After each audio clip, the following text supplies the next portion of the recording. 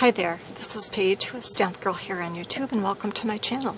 In this video I'm sharing with you the cards I made for the Pinspiration Collab 2020.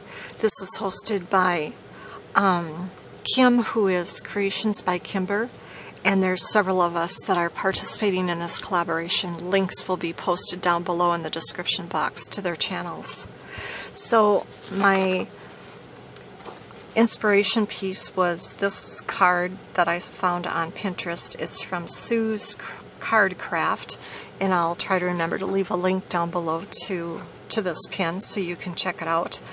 But I loved the windows and how the little design carried through the three openings on the front panel, and just the simple sentiment. And so I wanted to do something similar for my card.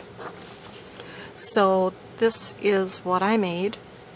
I went horizontal instead of vertical.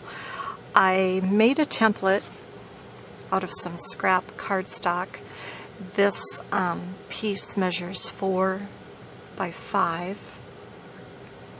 And then I just found the center and then the center from each end, and I used the postage, the rectangle postage stamp punch from Stampin' Up, and I just went from the bottom, pushed the punch all the way in, punched, rotated my paper, found the center, pushed my punch all the way up, punched, and then did the same on the left side.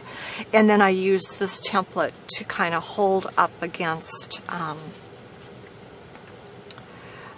my other cardstock pieces to see where to punch. So I'll hang on to that. But I've got a craft card base, crumb cake I guess, and then I have a mirrored gold cardstock layer behind that. This layer is popped up with dimensionals. And then I had leftover pieces from different paper pumpkin kits, so I had some leftover pine branches, and I had some leftover cardinal die cuts, so I just put those in each of the windows. I have some peel-off stickers that say Merry Christmas, and so I used 2 Marys and a Christmas on each one. This is some Fun Stamper's Journey silk, and you just splatter it on and it comes out in little droplets on your card. So what I did is I just, that was an afterthought, so what I had to do is I took some post-it notes and covered up those the